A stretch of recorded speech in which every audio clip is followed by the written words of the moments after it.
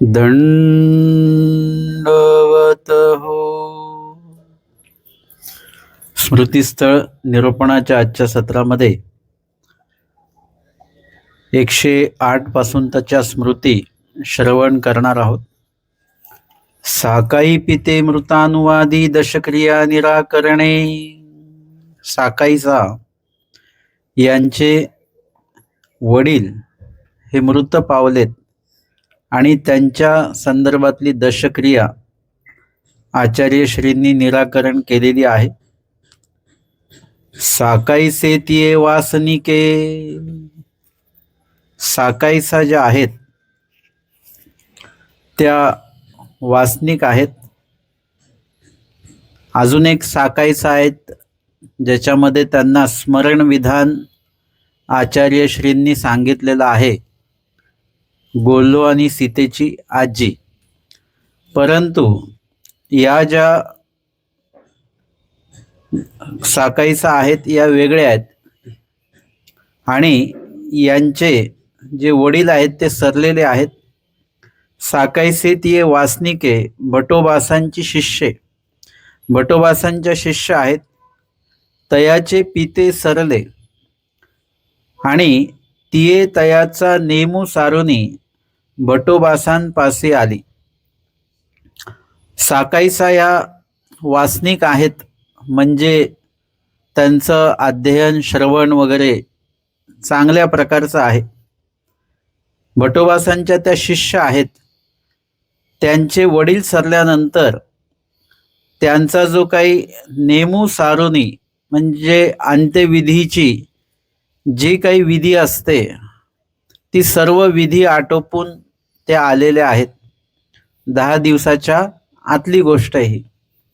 अंत्यविधी वगैरे सर्व आटोपलेला आहे आणि अशा वेळेला काही धार्मिक विधी करता येईल का काय वगैरे म्हणून गुरुनिमित्ताची जी काही भेट आहे ती घेण्यासाठी भटोबासांकडे साकाईसा आलेले आहेत.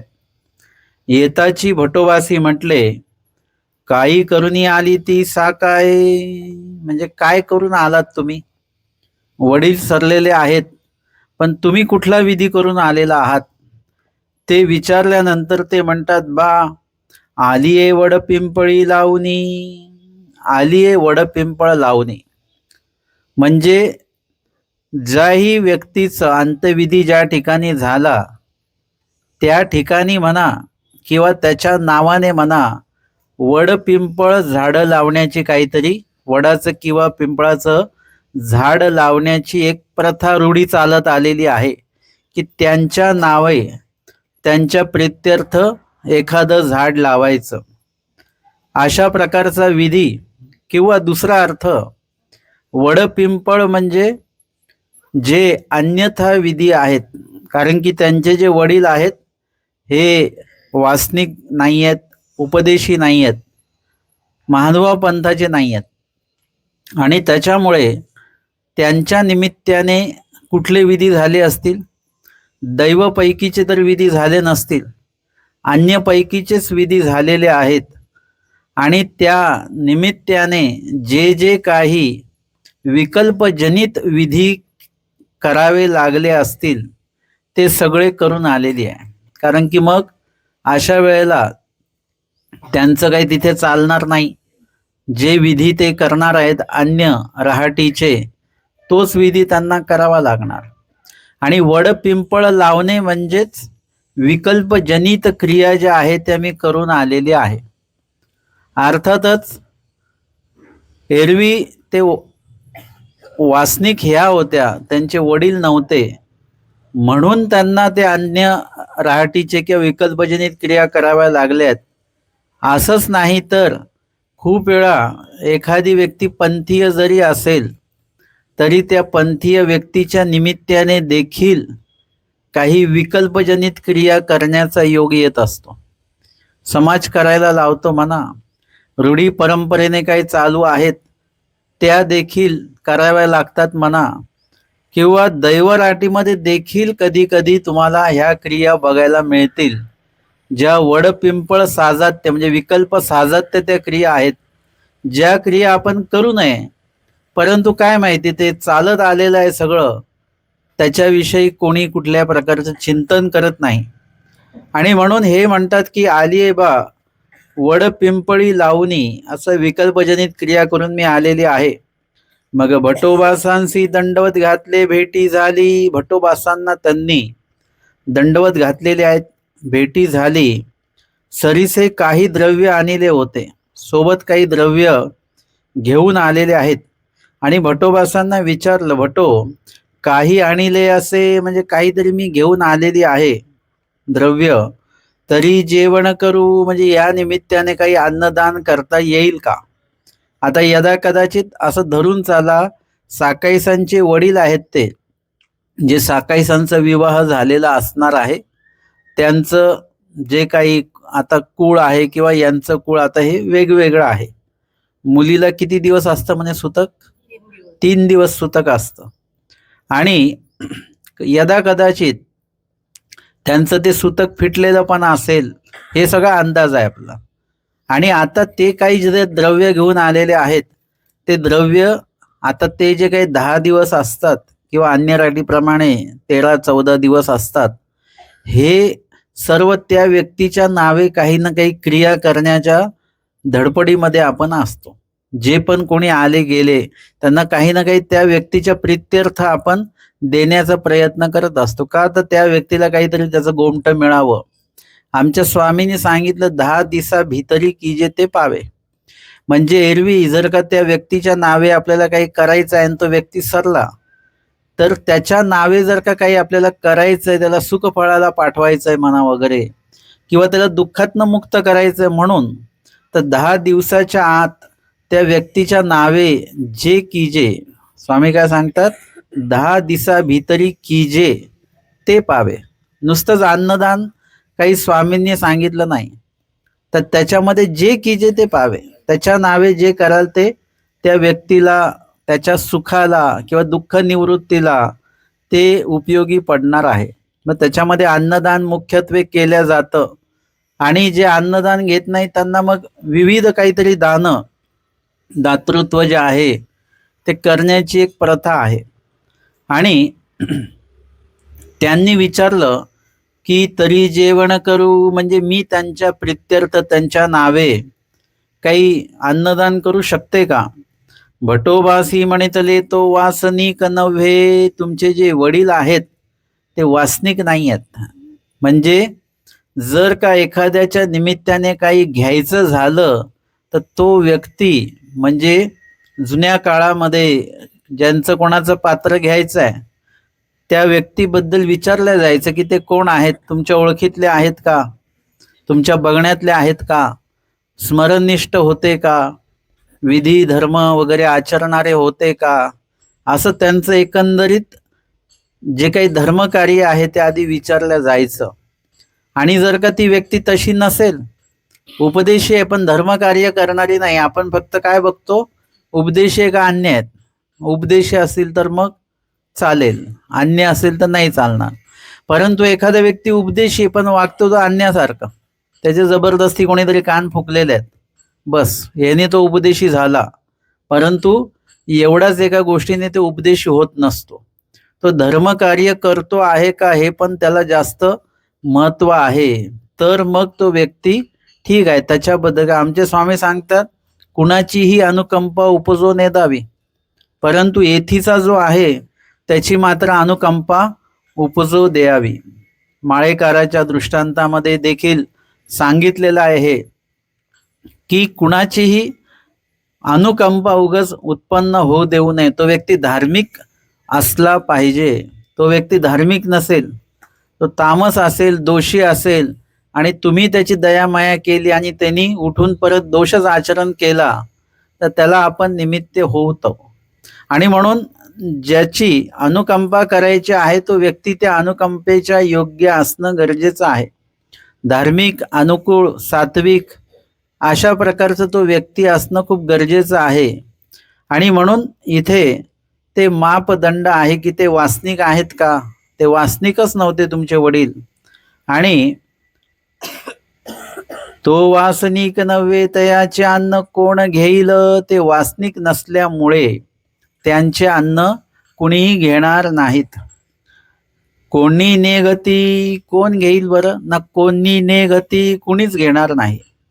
आपले म्हणून करशील तरी दीस संख्या लोटल्या घेतील. आणि तुम्हाला वैयक्तिक तुमचं अन्नदान करायचं आहे, कारण द्रव्य तुमचं आहे. तर तुम्हाला वैयक्तिक काही अन्नदान करायचं असेल, आपले म्हणून जर का करीशील तरी संख्या लोटल्या, दीस संख्या म्हणजे किती दिवस नंतर? 10 दिवसानंतर. आणि एखाद्या वेळेस त्या निमित्ताने जर का करायचं असेल तर मग ते चालणार नाही. मग 10 दिवसानंतर तरी चालेल का? ते त्यांच्या निमित्त काही करायचं झालं तर चालेल की नाही? नाही चालणार, कधीच नाही चालणार. करायचं ते 10 दिवसाभीतर, आणि तेही येथीचा असेल तरची गोष्ट. येथीचा नसेल तर मग त्याचं काही पात्र घेण्याचं वगैरे काही, त्यांच्या निमित्ताने दान घेण्याचा काही प्रश्न उद्भवतच नाही. आणि त्यांना सांगितलं तुम्हाला वैयक्तिक काही तुमचं द्रव्य आहे की नाही ते, मग तुम्हाला काही वैयक्तिक अन्नदान करायचं असेल तर 10 दिवस जाऊ द्या, त्याच्यानंतर तुम्ही करा. मग ती उगीची राहिली, ती उगीची राहिली. आता ती मुलगी आहे, त्याच्यामुळे तिला असं वाटत असेल की वडिलांच्या नावे काहीतरी झालं पाहिजे, वडिलांचा काहीतरी लाभ झाला पाहिजे. ज्ञानिया का ईश्वर जर का काही स्वीकारतात, म्हणजे ज्ञानियाने पूर्ण भोजन आणि ईश्वर अवताराने एक कण जरी स्वीकारला तरी त्या व्यक्तीचे ते प्रतदेह नासू शकतात. एखाद्या वेळेस ज्ञानियाची नि भजने नित्य नासती असं पण सांगितलेलं आहे. आणि म्हणून त्यांना असं वाटतं की वडिलांचं काहीतरी, म्हणजे एखादी स्त्री व्यक्ती असते, तिला तिच्या घरातले काही जे काही नातलग आहेत ते देवधर्म करणारे नसतील जरी, तरी तिला बिचारीला वाटत असतं की मुलगा धर्माला लागला पाहिजे, पतीने धर्म आचरण केलं पाहिजे, तिकडे माहेरी असलेला भाऊ तो धर्माला लागला पाहिजे, वडील धर्माला लागले पाहिजे. तिला असं वाटतं की सगळ्यांनी धर्माला लागावं, म्हणून तिची खटपट चालू असते. आणि अशी काही घटना घडल्यानंतर, ते सरल्यानंतर देखील त्यांचं काहीतरी भलंच व्हावं या दृष्टीने एखाद्या स्त्रीचे प्रयत्न सुरू असतात, पतीविषयी, भावाविषयी, वडिलांविषयी. अशा प्रकारे हा भाव तिचा आहे. आणि भटोबासांनी नकारल्यानंतर काय झालेलं आहे की ती उगीच राहिली. ते दिस लोटल्या भटोबासा ते मागुते प्रार्थिले. आणि भटोबासांनी जे सांगितलं ते आता ऐकायचं. त्यांनी सांगितलं 10 दिवसाच्या नंतर, आणि मग 10 दिवस आटोपल्यानंतर त्यांनी परत प्रार्थना केली, म्हणजे सुतक फिटलेलं आहे. आणि मग म्हटले भटोबासी मानिले, प्रार्थना केली की आता तरी काही घ्याल का? आता हे 10 दिवसानंतर म्हणजे 11व्या दिवशी असं नाही, कधीतरी 15 दिवसांनी 20 दिवसांनी म्हणा, त्यांनी ती प्रार्थना केलेली असावी. आणि भटोबासांनी त्यांच्या त्या विनंतीला मान्य केलेलं आहे. आणि मग ती उगीची राहिली, तिये दिस लोटल्या भटोबासा ते मागुते प्रार्थिले, भटोबासी मानिले. मग तेही भटोबासांशी अवघ्या सहित अभ्यागत केले, ते अवघा घेतले. आणि नंतर ही जी क्रिया आहे ही आता शुद्ध क्रिया आहे, कुठल्याही निमित्ताची क्रिया ती नाही. आणि निमित्ताच्या संबंधित जे काही अन्नदान आहे, कुठल्याही निमित्ताने असेल तर ते आपण ग्रहण करायचं नाही. मुळात महानुभाव पंथ सहेतुक क्रिया करायला मान्यता देत नाही, आणि सोबतच सहेतुक क्रिया स्वीकारायचं देखील नाही. दिलं तरी काय होत नाही, घेतलं तरी काय होत नाही. सहेतुक म्हणजे तुम्हाला जे नुकसान होतं ते दिसून येत नाही, परंतु जे नुकसान होतं ते नुकसान होतंच. नुकसान हे कधीही नुकसानच असतं. आणि नुकसान झालेलं आपल्याला लक्षात न येणं हे सगळ्यात जास्त मोठं नुकसान आहे बरं का. जे नुकसान आहे ते झालं तर ते लक्षात आलं पाहिजे, तर वेळीच प्रायश्चित वगैरे सगळ्या गोष्टी करता येतात. भटोबासादिकांनी श्राद्ध भोजन गृही भोजन करून आलेत, त्याच्यात काय नुकसान झाले ते त्यांच्या लक्षात नाही आलं. त्यावेळेस ते स्वामींनी ते लक्षात आणून दिलं त्यांच्या. लगेच ते म्हणाले देवा काय शिक्षा असेल ती लगेच देऊन द्या. लगेच तिकडे ते जी शिक्षा आहे ती झाली, शिक्षा पण झालं. आणि ते असेल जे काही दोष घडला, मळीनत्व आला असेल, येणार असेल, ते सगळं फिटलं, देवाने फेडलं. तसं लक्षात येणं खूप गरजेचं आहे. चुका होणं होऊ द्यात, काही हरकत नाही, चुका होतात, पण त्या चुका लक्षात आल्या पाहिजेत आणि वेळीच त्या सुधारल्या पाहिजेत. पण चुका झाल्या आणि त्या लक्षातच नाही आल्या, तर त्या खूप चुका ज्या असतात, विधी जो आहे म्हणजे त्या विधीच्या माध्यमातून तो अविधी नाचता येतो. परंतु जर का तो अविधी लक्षात नाही आला, तर अविधी अविधी ते प्रसवे वाढत वाढत जातं. आणि मग आपण कुठलंही अन्न ग्रहण करतो आणि आपलं एक वाक्य जे आहे, मी नेहमी सांगतो की आपण जर का म्हटलं की काही होत नाही, हे वाक्य जर का मुखामध्ये आपल्या आलं, तर समजायचं आपल्याला मळीनत्व आलेलं आहे. मळीनत्व कसं ओळखायचं? हे वाक्य आपल्या मुखामध्ये आलं की काही होत नाही, की समजायचं. इथे पाणी पिलं तर काही होत नाही, तिथे जेवलं तर काही होत नाही, चालतं, सगळं चालतं. सगळं चालतं म्हणजे सगळंच चालतं. मग आता नुसतं शुद्धत्व नाही, अशुद्धत्व पण येणार, आता मळीनत्व पण त्याच्यातनं येणार. आणि म्हणून आपण कुठे भोजन करतोय, कशाच्या निमित्ताचं ते भोजन आहे आणि कसं भोजन आहे, पाक निष्पत्ती करणारे कोण आहेत, हे सगळंच बघावं लागतं बरं का. तुम्ही जेव्हा संवेदनशील असाल, त्यावेळी तुम्ही सर्व बाबी छोट्या मोठ्या सगळं. अन्न शुद्ध आहे ना, भिक्षान्न घेऊन आलो. भिक्षान्न कसं आहे अन्न? कसं सांगितलं स्वामींनी? भिक्षान्न कसं आहे? सवावपोळ अमृत आहे, पवित्राचे पवित्र आहे. परंतु ते एखाद्या विकल्पजनित ठिकाणी बसून खाता येईल का? स्मशानात बसून जेवता येईल का? म्हणजे नुसतंच अन्न पवित्र असून नाही चालणार, ते जागा पण चांगली असली, निर्दोष असली पाहिजे, हे पण बघावं लागतं. नाहीतर असं नाही की भिक्षा अन्न आहे, आम्हाला काही होणार नाही. नाही, तिथे जागा बघून तुम्हाला बसावं लागेल. नपळाता असेल तर तिथे बसता येणार नाही, हिंसा घडली असेल तिथे बसता येणार नाही, दोषयुक्त जर का ते ठिकाण असेल तर तिथे नुसतं भोजनाला देखील बसता येणार नाही. म्हणजे जागा ही तेवढीच महत्वाची. जड चेतन दोन्ही ठिकाणी ते दोषयुक्त नसली पाहिजे, तर मग तिथे आपण ते भोजन घेऊ शकतो. अशा पद्धतीने एरवी पण आपण कुठे काय भोजन करतो ते कुठल्या निमित्ताचं आहे, त्याचा शोध तपास घ्या. कोणी उगाच भोजन आयोजन करत नसतं, त्यामागे काहीतरी कारण असतं. मग ते कारण शुद्धत्वाचं पण असेल, निर्हेतुक पण असेल आणि ते कारण सहेतुक पण असेल. दोन्ही गोष्टी त्याच्यामध्ये असू शकतात. आणि म्हणून आपल्याला ते शोधायचं, निर्हेतुक आहे की सहेतुक आहे ते शोधायचं आपल्याला. आणि जर का तुम्ही संवेदनशील असाल, देवाला प्रार्थून तुम्ही सगळ्या क्रिया करत असाल किंवा परमेश्वराला रोज विनंती करत असाल की आज माझ्याकडनं कुठल्याही प्रकारचं काही अनिष्ट घडू देऊ नका, अनिष्ट ठिकाणी जाऊ देऊ नका, अनिष्ट काही अन्न प्रवेशन होऊ देऊ नका, हे प्रार्थना तुम्ही रोज मनपूर्वक करत असाल, तर परमेश्वर तुम्हाला अशा प्रकारे कुठल्याही सहेतुक ठिकाणी जाणे किंवा तिथलं खाणं वगैरे या गोष्टीपासून स्वतः परमेश्वर लांब ठेवतील. तुम्हाला काही करावं लागणार नाही, फक्त विनंती मात्र तुम्हाला करावी लागणार आहे.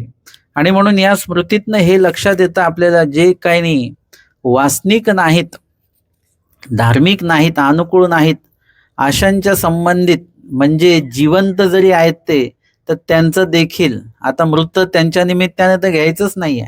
मृत झाल्यानंतर सुद्धा हे बघितलं जातं की ते वासनिक नव्हते, मग ते जिवंत असताना मात्र तर मग घ्यायचं नाही. म्हणजे त्या ठिकाणी त्यांच्या निमित्ताने किंवा त्यांच्याकडून जर का व्यक्ती दोषवंत आहे आणि त्यांच्याकडनं अशा काही क्रिया घडतायत, तर त्या क्रियेचा स्वीकार शक्यतो आपण टाळावा. कारण की त्यांच्या त्या क्रियेतनंच आपल्याकडे रजतमादी जे काही दोष आहेत, हिंसाचे जे दोष आहेत, ते आपल्याकडे येणार आहेत. आणि म्हणून नंतर जो काही विधी केला साकाईसांनी स्वतः केला, स्वतःच्या द्रव्याने आणि स्वतःच्या वैयक्तिक असा तो त्यांनी विधी अन्नदानाचा केला, तो मात्र सर्वांनी स्वीकार केलेला आहे. 109 क्रमांकाची स्मृती घेऊया. महात्म्या विजन निरोधानुवादू. कवणी एकी भटोबासांचे भिक्षा केली. महात्म्या विजन निरोध अनुवादू म्हणजे त्यांना विजनाला जाताना ते आवडीपूर्वक जात नाहीत. आणि म्हणून भटोबासांनी इतर सगळ्यांना सांगितलेलं आहे त्यांच्याबद्दल. कवणी एकी भटोबासांपासी भिक्षा केली, अनुसरण त्यांनी घेतलं. तयासी विजनाची आवडी नाही. म्हणजे हे अनुसरण घेतलं म्हणजे काय केलेलं आहे? केवळ वेश परिवर्तनासारखा आहे. का? कशावरून? तयासी विजनाची आवडी नाही. म्हणजे या काही गोष्टी असतात ना, या गोष्टीवरून आपण आपल्याला तपासू शकतो. म्हणजे अगदीच काही आपली तब्येत खराब वाटते तर प्रत्येक वेळी काही रक्त तपासायची गरज नसते. काही गोष्टीवरून आपल्याला काही अंदाज लागू शकतो की कशामुळे काय त्रास होतोय आपल्याला वगैरे, हे स्वाभाविकपणे लक्षात येतं. तशा पद्धतीने इथे विजनाची आवड नाही, म्हणजे शास्त्र चिंतनाचीच आवड नाही आहे, अशी जर का व्यक्ती आपणच असू तर समजायचं की आपण धार्मिक नाही आहोत बरं का. फक्त आपण धर्म घेतलेला आहे पण धार्मिक नाहीत. म्हणजे आपल्याला जर का देव आपण घेतलेला आहे, त्याला देव घेणंच म्हणतात, उपदेश घेण्याला. आम्ही पण देव घेतलेला आहे, आम्ही पण गुरु केलेला आहे, आणि आम्हाला स्मरणाचीच आवड नाही आहे. स्मरण करतो हा विषय नाही चालू, स्मरणाची आवड नाही आहे. फक्त आपण जसं ते उदाहरण मी तुम्हाला दिलं ना, औषध घेण्याची आवड असते का कोणाला? पण औषध मात्र घेतो आपण. कसं ते तोंड वेडं वाकडं करून ते घेतलं जातं, पण ते आवडीपूर्वक कोणी घेत नाही बरं का. तशा पद्धतीने स्मरण सगळेच करतात. गाठी सगळ्यांचीच ती काळी झालेली आहे, गोल फिरून फिरून फिरून. एरवी गाठी बनली तेव्हा जेवढे मनी गोल नव्हते, ते आपण ते गाठी फिरून फिरून ते गोल झालेले आहेत अजून. परंतु या माध्यमातनं फक्त गाठीच फिरते आहे, औपचारिक विधी सुरू आहे, सवयीचा भाग आहे का आवडीपूर्वक आहे? म्हणजे 3 पहिले बोललो तो एक वेगळा प्रकार आहे, आणि आवडीपूर्वक आहे तो एक वेगळा प्रकार आहे. आपण जेही क्रिया करतो आहे त्याच्यामध्ये, क्रिया तर करूनच राहिलो, तर त्याच्यामध्ये आवडी असणं खूप गरजेचं आहे. आता जर का आपण निरोपणाला येतोय तर त्याच्यामध्ये का बरं निरोपणाला येतोय? आपल्या भागात निरोपण आहे म्हणून येतोय का ज्यांच्याकडे निरोपण आहे त्यांनी आमंत्रण दिलं म्हणून जावंच लागणारच आहे? किंवा मग आता परीक्षा म्हणून जावंच लागेल रोज, नाहीतर मग ते मुद्दे आपल्याला परीक्षेत माहिती नाही पडणार म्हणून येतोय आपण? का खरोखर आवड आहे की हे ज्ञानस्तर आम्हाला जेवढ्या काही इथे स्मृती स्थळामध्ये स्मृत्या होतील त्या आम्हाला माहिती पडतील, काही प्रश्न विचारता येतील, त्याच्याबद्दल आवड आहे की फक्त औपचारिकता आहे? आवड आणि औपचारिकता अशा 2 गोष्टी आहेत. धर्माच्या बाबतीत पण आपण खूपशा गोष्टी औपचारिक म्हणून त्या करत असतो, त्याच्यामध्ये कुठली काही आवड नसते. जसं फूल पण आपण समजा वाहिलं, ते फूल वाहण्यामध्ये खरंच आवडी असते का कोणीतरी दिलंय म्हणून आता ते ठेवायचंय? वाहतो की ठेवतो आपण? आपण ठेवत असतो. ते फूल वाहताना काय लीळा आठवतो, कुठली लीळा आठवतो आपण? किती आवडीपूर्वक ते वाहतो. पुष्प एक वाहिजे असं आठवते वाहतो का? माझ्या देवाने सांगितलं म्हणून आठवून ते आपण वाहतो का? म्हणजे औपचारिकता म्हणून कितीतरी गोष्टी करत असतो. दंडवत घालणे हा सुद्धा औपचारिक विधी खूप लोक करतात बरं का. 95 ते 98% लोक औपचारिक दंडवत घालत असतात, फक्त कोरडे दंडवत त्याला म्हणतात, है ना. तुम्ही जेव्हा कपडा एखादा भिजवता तेव्हा नुसतं बादलीत भिजवता की पाण्यामध्ये भिजवता? रिकामी बादली असेल त्याच्यात कपडा भिजवून असा काढला आणि परत वाळत टाकला, असं असतं का कधी? त्याच्यामध्ये पाणी पण असलं पाहिजे. तशा प्रकारे त्याच्यामध्ये ओलावा, आवडी ह्या सगळ्या गोष्टी आहेत का त्या दंडवतामध्ये? का औपचारिक दंडवत आहे? आमच्या चांगदेव भटांना सांगितलं तुम्हा साष्टांग लाभे, मग त्यांनी ते कोरडे दंडवत नाही घातले, त्यांनी ओलेनी गुणे घातलेत. कारण की त्यांना स्वामींसोबत रिद्धपूरला येण्याची त्यांना आवड आहे. त्यांनी बाईसांना विचारलं की स्वामींना विचारा मला पण येता येईल का? म्हणजे त्या ठिकाणी त्यांची ती औपचारिक दंडवत तो नाहीये, ओलावा पूर्वक दंडवत आहे. अशा प्रकारचे दंडवत असले पाहिजे. किंवा भट्टोबास किती दंडवत घालायचे रोज? म्हणजे सकाळी 5 दंडवत घालायचे असं आलेलं आहे. हा आहे ना. बाई से रास दंडवते घाली ती आणि भटोबास 5 दंडवते घाली ती, असं पूजा अवसरामध्ये आलेलं आहे. तर ते 5 दंडवत आपल्यासारखे थोडी पटापट एका मिनिटाच्या आत 5 दंडवत नाहीत ते. त्या दंडवताला वेळ लागतोय, त्याच्यामध्ये प्रायश्चित्त आहे, विनंती आहे, प्रार्थना आहे. ते 5च दंडवत घालतात, पण किती वेळात 5 दंडवत घालतात हा विषय त्याच्यामध्ये आलेला नाही. म्हणजे त्यांच्या दंडवत घालण्यामध्ये ती सात्विकता आहे, ती आवड आहे, नुसतीच औपचारिकता नाही आहे. आणि अशा पद्धतीने तयासी विजनाची आवडी नाही. म्हणजे आपण जे काही ईश्वर धर्म घेतल्यानंतर देवपूजा आपण का करतो आहोत? कोणीतरी सांगितलं की सकाळ, दुपार, संध्याकाळ त्रिकाळ एक विशेष वंदन तरी केलाच पाहिजे. संध्याकाळी पूर्ण देवपूजा करायची. आता ती पूर्ण देवपूजा जर का जास्त देवपूजा असेल तर मग ती कशी केल्या जाते? ती औपचारिक फक्त कपाळाला लागलं पाहिजे बस, तेवढंच पुरतं आपण ते वंदन करत असतो. आणि त्याच्यामध्ये मग हळूहळू आवडीपूर्वक सुरू केलेला विधी तो औपचारिक विधीपर्यंत जाऊन तो थांबून जात असतो. आणि त्या देखील काही गोष्टी आपण औपचारिकता करतो. आपल्याला ती सवय आहे. मी बाहेरून आल्यानंतर विशेष केल्याशिवाय पाणी पित नाही. हा सवयीचा भाग आहे की आवडीचा भाग आहे? म्हणजे तो विशेष करताना ती जाणीव ठेवून तो विशेष वंदन केला पाहिजे, की विशेष करताना देखील ते म्हटलं पाहिजे की मी कुठून आलोय, न पाळतात न पाळतात न हिंसेच्या ठिकाणात हे परमेश्वरा. तर ते प्रार्थना करून तो दोष आठवून असं काय असेल तर आपण कृपादृष्टीने मला अवलोकन करा आणि तो दोष माझ्यातला घालवा वगैरे असे काही देवाला आठवून तो विशेष वंदन आणि नंतर देव आठवत आठवतच ते पाणी पिलं पाहिजे. अशा प्रकारचा विधी हा महत्वपूर्ण विधी आहे. औपचारिक विधी नको पाहिजे, सवयीचा विधी नको पाहिजे. मी नेहमी तेही सांगत असतो की दंडवत आपल्याला उपदेशी लोक दिसले, दीक्षित दिसले की आपण काय करतो? दंडवत दंडवत दंडवत बस. हा सवयीचा भाग आहे बरं का आपला, हा आवडीपूर्वक दंडवत नाही. तुम्ही मोजलं पाहिजे. व्यापारी वर्ग संध्याकाळी जसं मोजतो ना आज किती पैसे आले, तसं आपण हे केलं पाहिजे की आज किती लोकांना दंडवत झाला माझा. आज एकच व्यक्ती भेटले दंडवताला, काल 5 भेटले होते, 15 भेटले पाहिजेत, अधिक साधकांना माझा दंडवत झाला पाहिजे आणि आपल्याला आनंद वाटला पाहिजे आज ईश्वराचे एवढे साधक मला भेटले. हे रात्री झोपताना तरी आपल्याला आठवलं पाहिजे.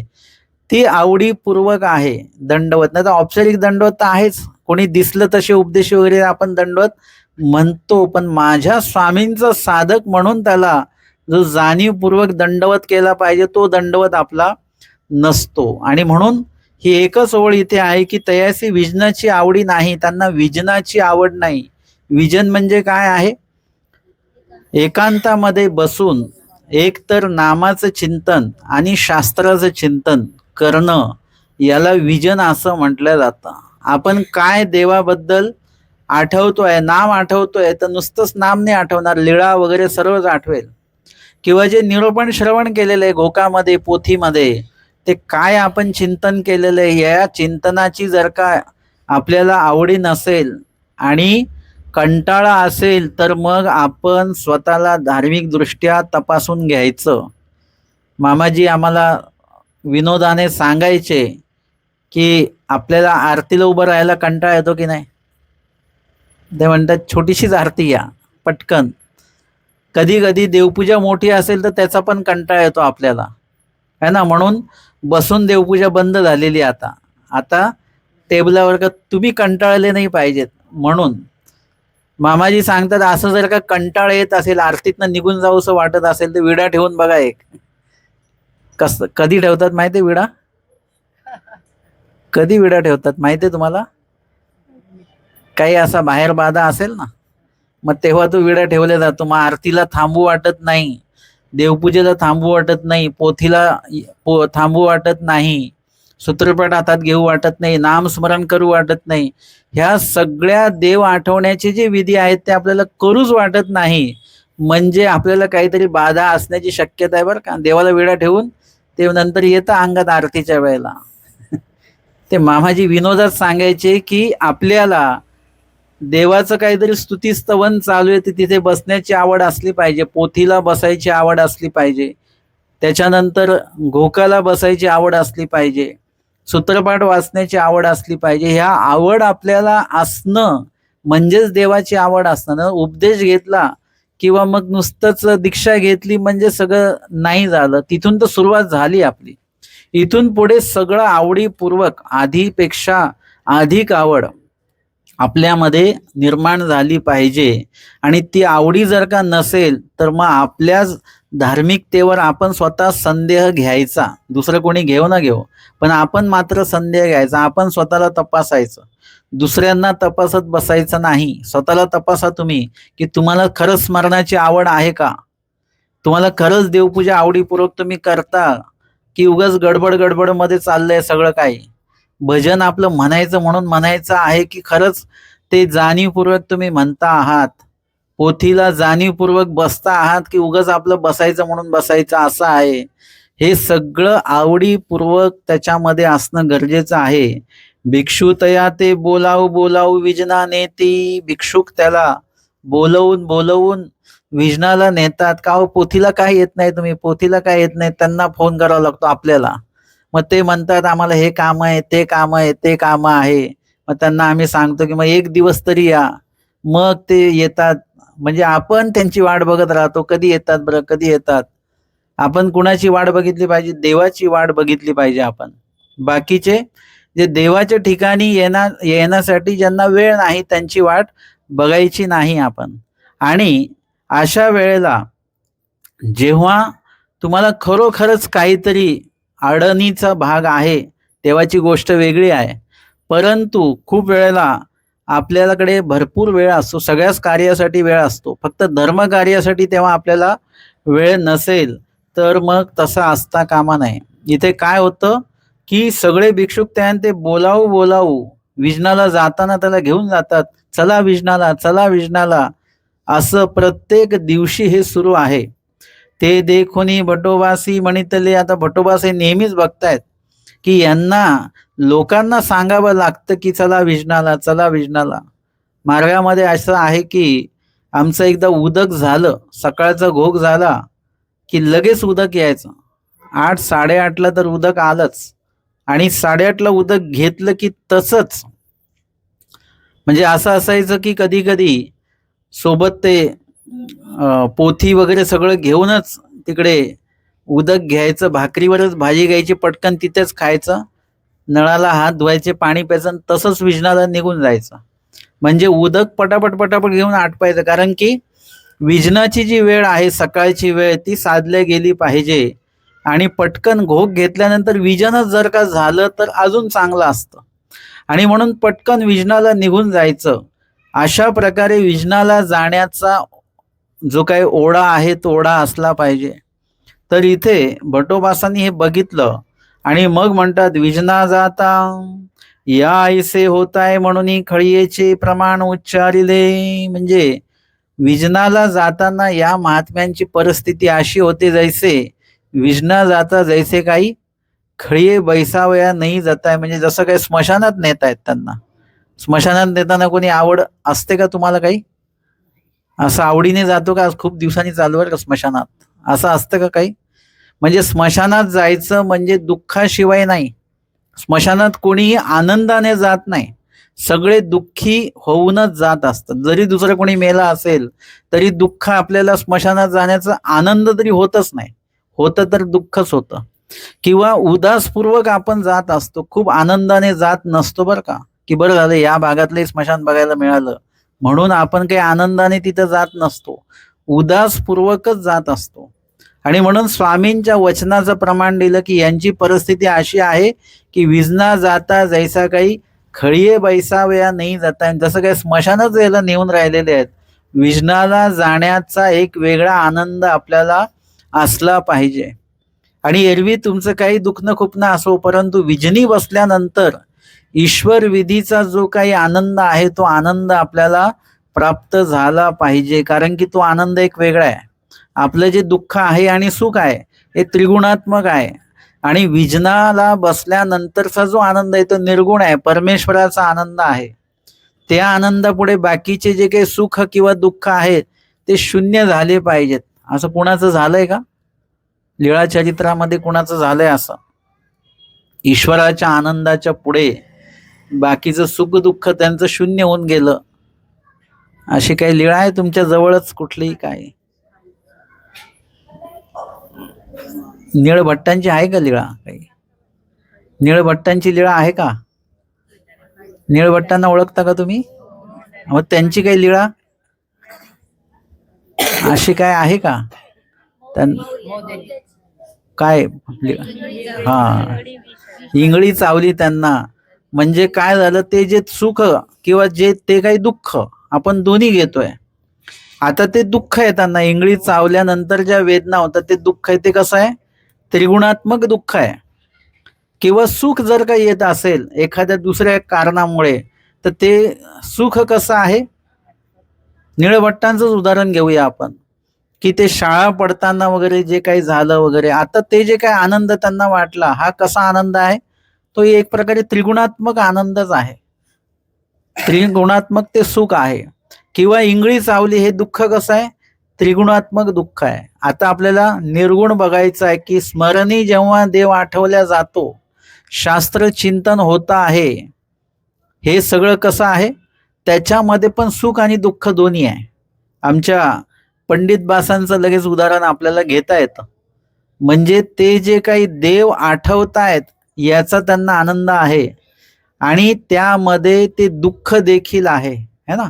म्हणजे आपल्या स्वतःचा दोष आठवणे वगैरे, हे सगळं दैवराटीच्या माध्यमातून आठवणे. किंवा मग एखाद्या विधी लागी जे कष्ट आपल्याला होतात, ते कष्ट विधीतले हे निर्गुण कष्ट आहेत. म्हणजे त्याच्यातलं जे दुःख आहे, त्या कष्टातलं जे दुःख आहे, ते कसं आहे?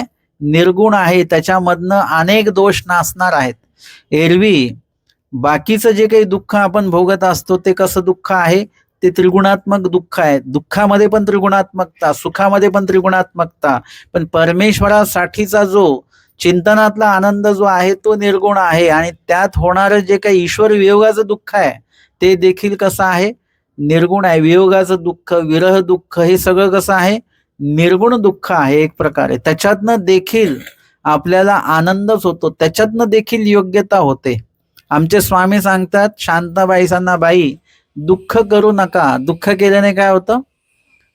शांताबाईसांचे पती सरलेला आहे, मुलगा सरलेला आहे, द्रव्य संपत्ती गेली, एक मुलगी विधवा झाली, एक मुलगी वेडी झाली, एवढं सगळं दुःख घेऊन स्वामींकडे आलेले आहेत आणि दुःख करतायत आणि रडतायत. स्वामी काय म्हणतात? बाई दुःख करू नका. म्हणजे जे काही गेलेलं आहे त्याच्यासाठी दुःख करत नका बसू.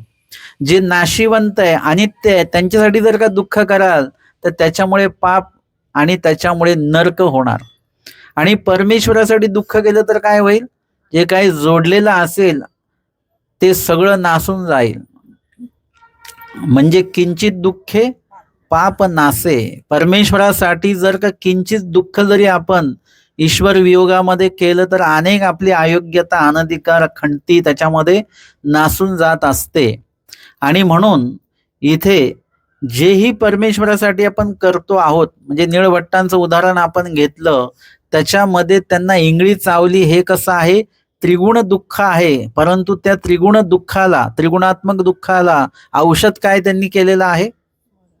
देवाचं निर्गुण आठवण जी आहे, स्तुती आहे, एक प्रकारचं विजनच आहे. ते देवाबद्दल आठवणे. त्यांच्याकडे काही पारायणाचं पुस्तक लिहिलेलं नाही बरं का. विशाल नेत्र, लंबकर्ण, सरळ नासापूट, हे पारायण त्यांनी म्हटलेलं नाहीये. त्यांनी परमेश्वराच्या, स्वामींच्या अनुभवीच्या ज्या काही लीळा आहेत त्या लीळा आठवल्या, आणि त्या प्रत्येक लीळेतनं परमेश्वराचं जे आगाधत्व त्यांना अनुभवास आलेलं आहे, है ना? जसं तुम्ही एखादा पदार्थ खाल्ला आणि तुम्हाला तो आवडला, की हे मार्गातलं हे गोड पदार्थ खूप छान आहे बरं का, त्याची चव तुम्ही घेता, भाजी खाल्ली, तुमच्या लक्षात येतं की खरोखरच भिक्षान्न म्हणजे एक वेगळंच अन्न असतं. आपल्या घरी किती चांगलं बनवलं तरी तसं बनत नाही, पण भिक्षान्न जे आहे, मार्गात तयार झालेलं जे आहे, याची चवच काही वेगळी असते. ते जेवत असताना तुम्हाला प्रत्येक घासागणिक त्याची चव जाणवते.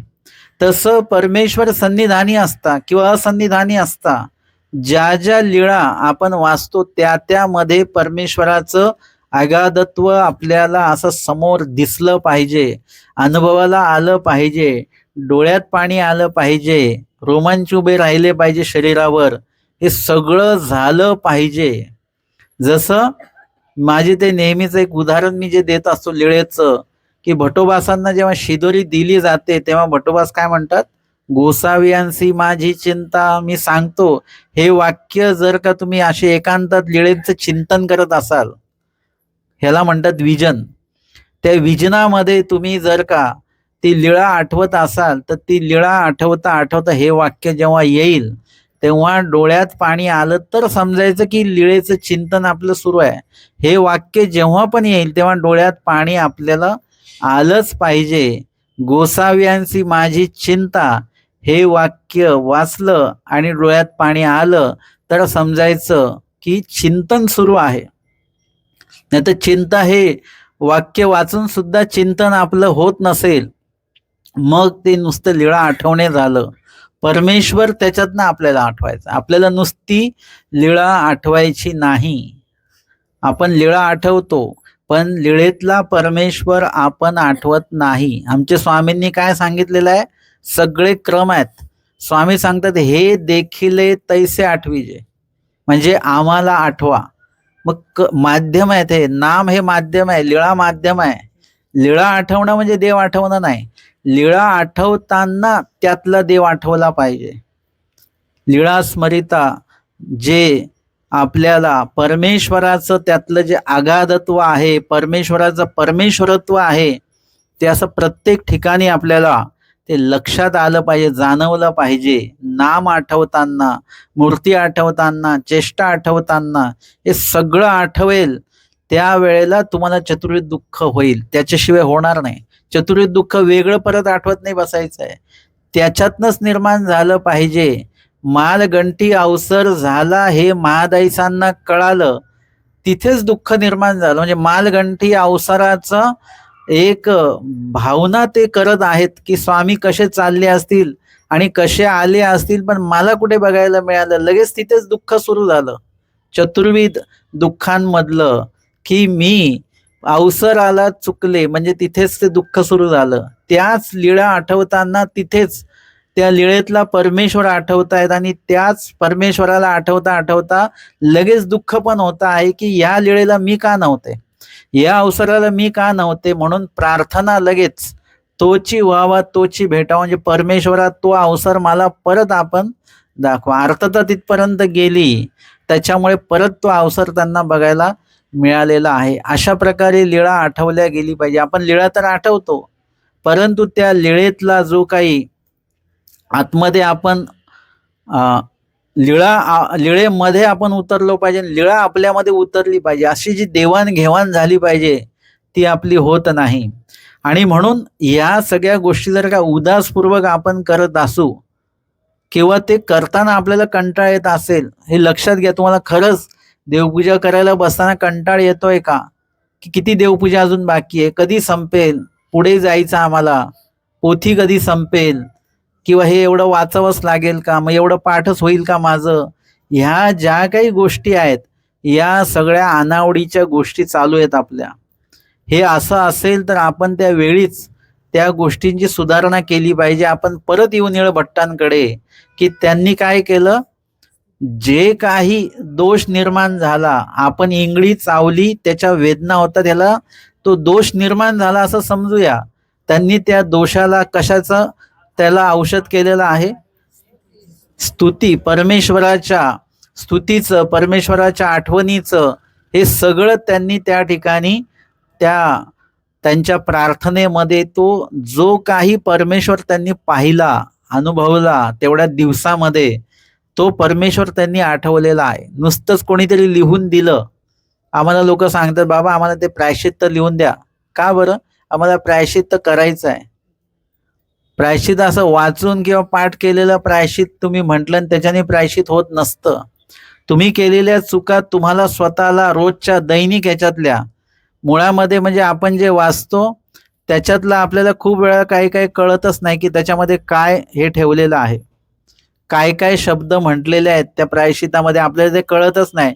आपण फक्त ते बोलत असतो किंवा वाचत असतो, त्यामध्ये उतरत नाही आपण.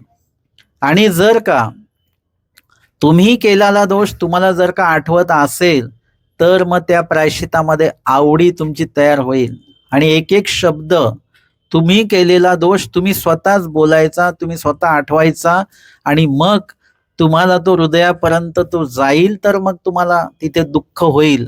म्हणजे प्रायश्चित्त देखील आवडीपूर्वक. विजन या पदामध्ये ईश्वराच्या जवळ जाण्याच्या जेवढ्या काही क्रिया आहेत हे सगळं विजनामध्ये. अजून एक नवीन व्याख्या आपण त्याची, देवा जवळ जाण्याच्या जेवढ्या काही विधी आहेत ते विजन ह्याच्यामध्येच येणार.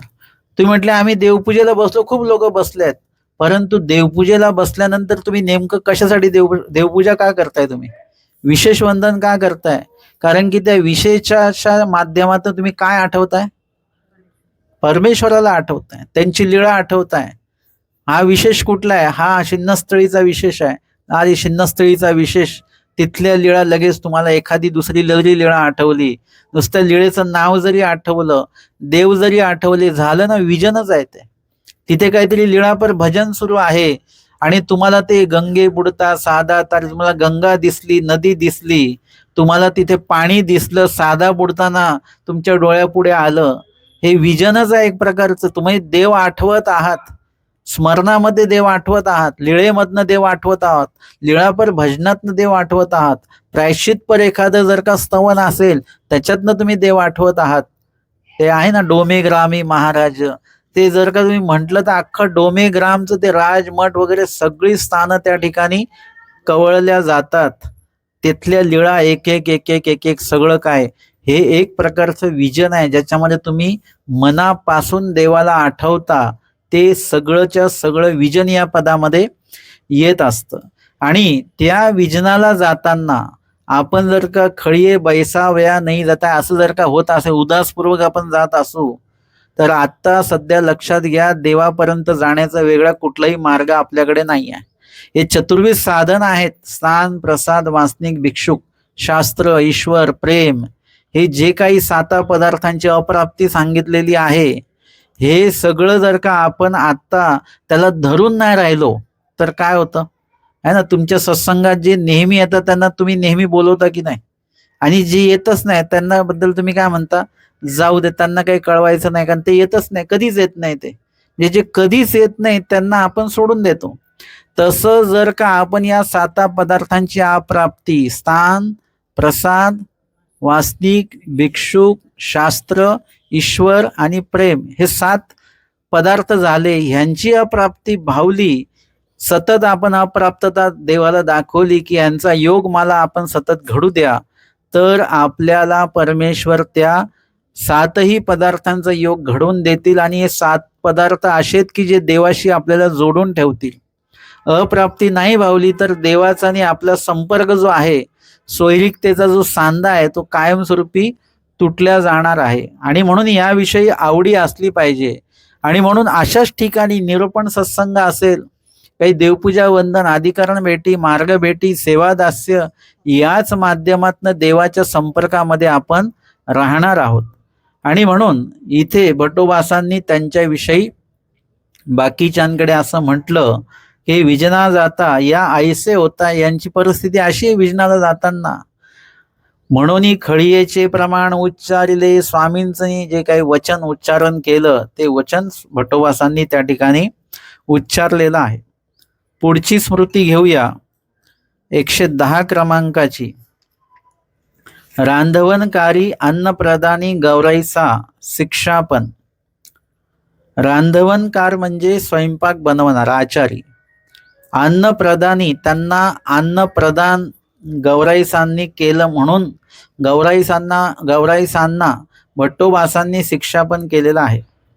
एक वेळ बहुत समुच्चय झाला, म्हणजे एकदा असं झालं की थोडं भोजन करणाऱ्यांची गर्दी त्या ठिकाणी झाली, म्हणजे बहुत काही लोक आलेली आहेत, अभ्यागत म्हणा वगैरे. आणि ते अन्न निपजावया, एकी ब्राह्मणी बोलाविली आणि त्या सर्वांचं आता अन्न तयार करायचं आहे म्हणून एका आचार्यन बाईला बोलवलेलं आहे, ब्राह्मणीला बोलवलं आहे स्वयंपाक करण्यासाठी. तियेसी बटोबासी 4 रुके देऊ केले.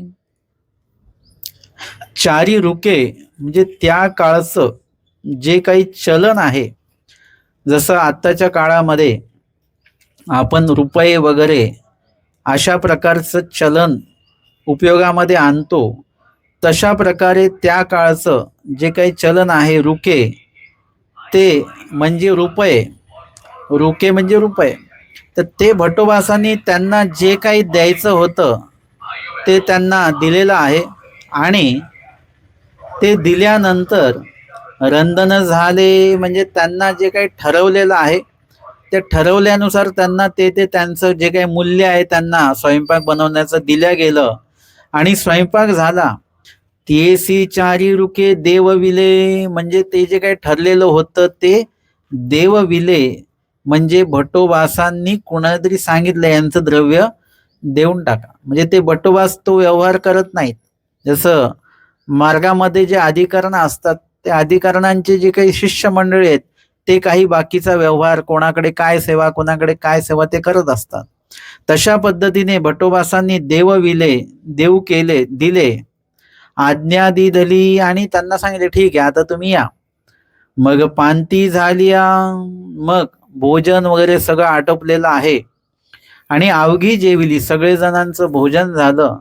तव गौराईसे तिये ते बोलावून आणले. आता त्या निघून गेलेल्या आहेत स्वयंपाक बनवून. त्यांचं काय काम आहे? स्वयंपाक बनवणे. आणि ते त्यांनी कसं बनवलेलं आहे त्याचं काहीतरी मूल्य त्यांनी घेतलेलं आहे. ते काही त्यांनी फुकटमध्ये बनवलेलं नाही. त्याचं त्यांनी ते मूल्य घेतलं आणि ते मूल्य घेऊन ते निघून गेलेले आहेत. आणि सगळं भोजन वगैरे सगळं काय आटोपल्यानंतर काही भोजन शिल्लक आहे समजा. मग गौराईसांनी काय केलं की त्यांना परत बोलावून आणलेलं आहे. आणि बोलावून आणल्यानंतर तिची ओटीये दोन्ही वेठ मांडे पुरिया घातले. त्यांच्या ओटीये म्हणजे त्यांना ते दिलेलं आहे.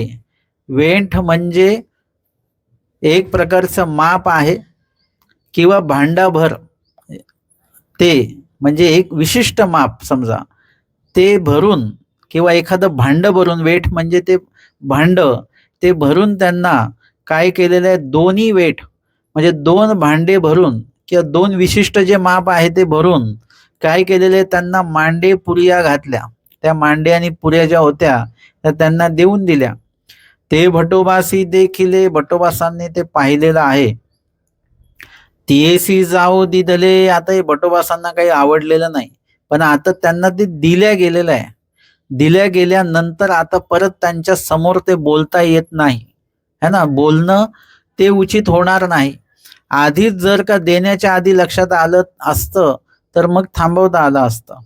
आणि ते भटोबासांनी पाहिलं, तियेसी जाऊ दिले, ते घेऊन तिला जाऊ दिलं. मग भटोबासी पुसले आणि मग भटोबास विचारतात, गौराईये हे येची ओटीये काही घातले, तुम्ही यांना काय दिलं बरं आता आणि का दिलं?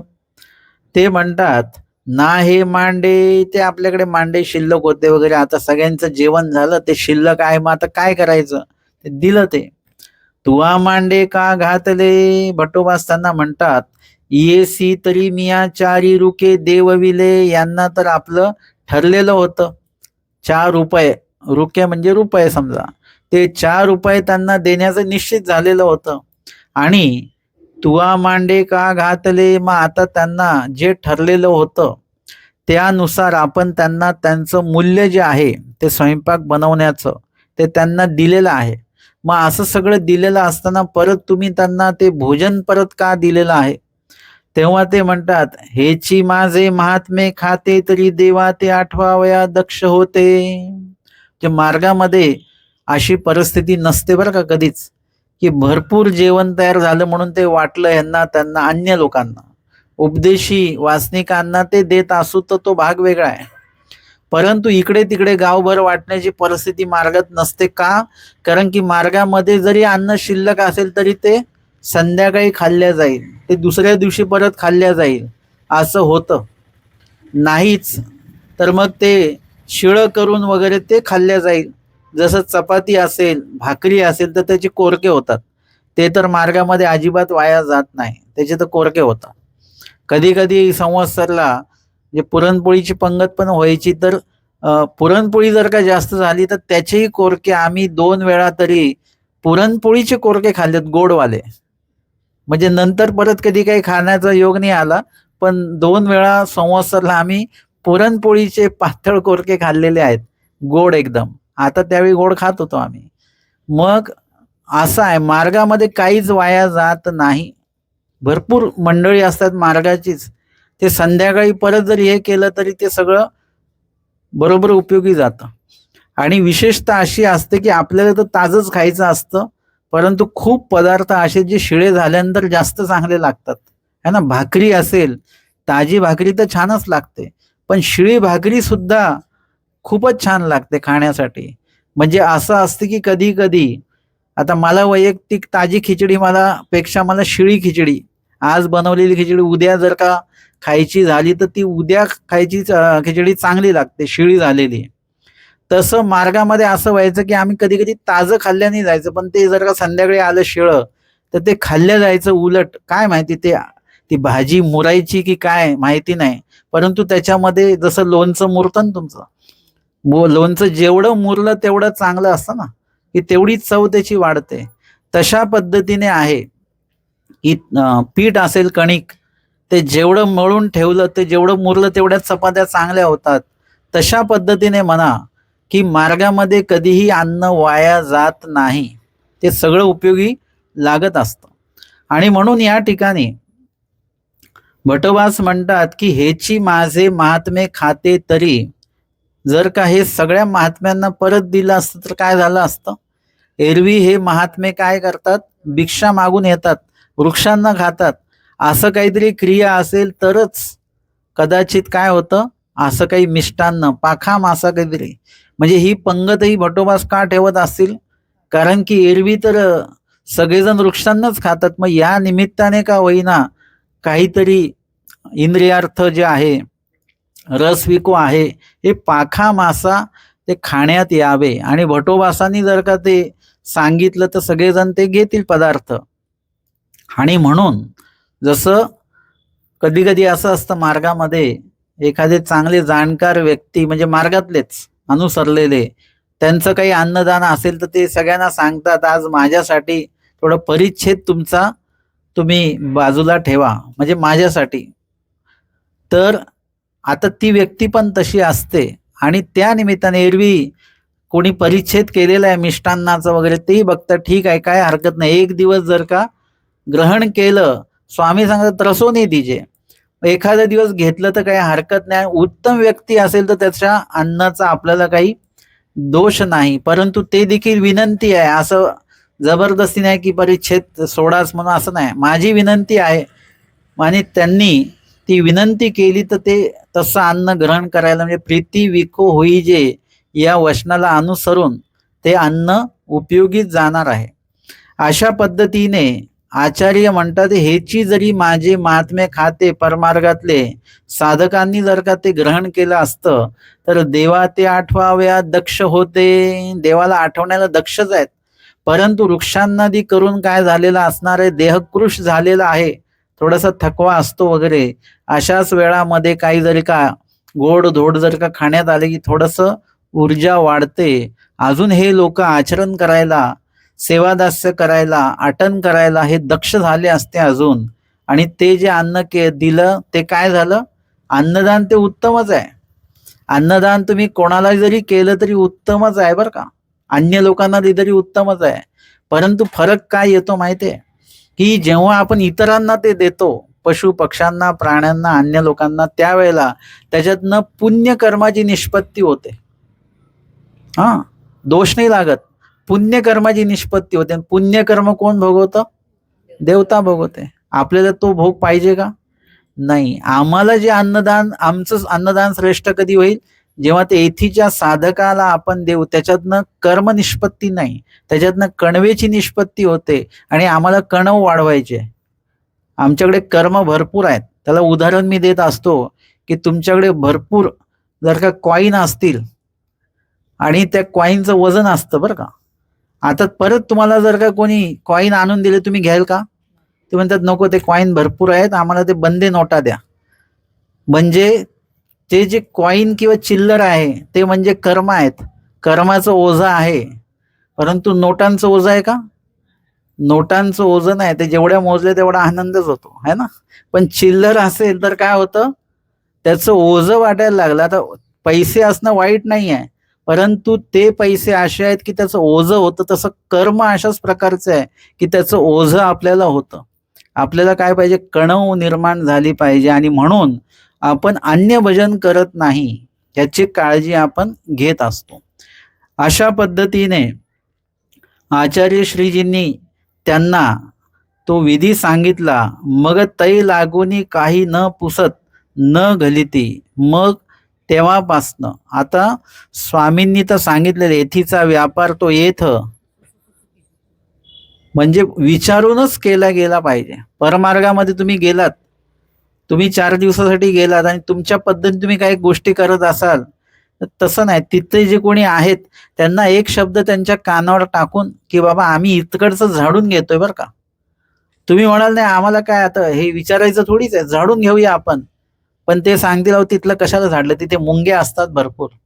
ते काय झालं, तुम्ही झाडल्यामुळे त्या मुंग्यांचं असं, म्हणून आम्ही तिथे जास्त हे नाही करत, हलक्या हाताने आम्ही घेतो. आपण गेलो एकदम, सेवाच केली, चांगल्याच हेतूने केली, पण त्या सेवा करत असताना ही दक्षता आपली घेणं आवश्यक आहे. उष्ण पाणी टाकून दिलं बेसिनमध्ये, मग त्यांनी सांगितलं होतं ते गरम पाणी होतं, ते असं बेसिनमध्ये टाकायचं नव्हतं, ते थोड्या वेळ राहू द्यायचं. ते थंड झाल्यानंतर मग आम्ही ते उपयोगी लावतो. मग म्हणजे जमिनीवर म्हणा वगैरेकडे टाकून देतो आम्ही. म्हणजे गरम पाणी टाकल्यामुळे काय झालं, त्याच्यामध्ये काही किडा मुंगी काय असतील वगैरे, त्या जिथे टाकलं तुम्ही त्यांची ती हिंसा तिथे होते.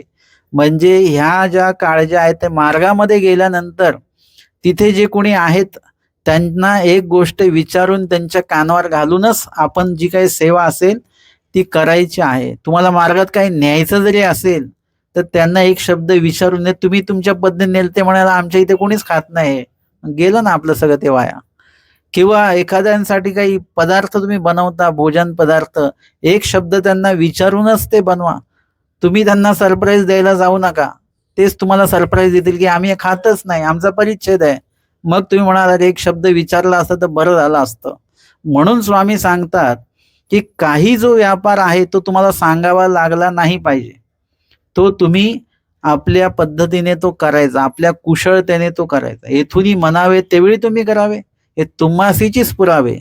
परंतु सगळाच व्यापार नाही. काही व्यापार कसा आहे, तो देवाला विचारून, अधिकरणांना विचारून, गुरुनिमित्तांना, सुहृदांना, ते अभ्यागतांना विचारूनच ती क्रिया केली पाहिजे. आता ह्याची कुशळता आपल्याकडे असली पाहिजे. काय विचारायचं आणि काय नाही विचारायचं, ह्याची कुशळता मात्र आपल्याकडे असली पाहिजे. ती कधी येणार, ते मी सांगून नाही येणार, मी निरूपणात सांगून नाही येणार. तुम्हाला स्वतःला सेवेमध्ये, परमार्गामध्ये जाऊन 4-8 दिवस राहता आलं पाहिजे. तिथल्या सेवेत राहता राहता राहता मग तुम्हाला आपोआप त्या गोष्टी कळायला लागतील. आणि म्हणून मग तै लागूनी काही न पुसत न घलिती, म्हणजे न पुसत काहीच कोणाला अन्नदान, म्हणजे अन्न दिल्या जात नव्हतं किंवा कुठलीही क्रिया केल्या जात नव्हती. अशा प्रकारची काळजी जी आहे ती गौराईचा आणि सर्वच जे काही गुरुकुळ आहे ते घेत होते. आजच्या सत्रामध्ये आपण 108, 109 आणि 110 अशा 3 स्मृतींवर श्रवण आणि चिंतन केलेलं आहे. दंडवत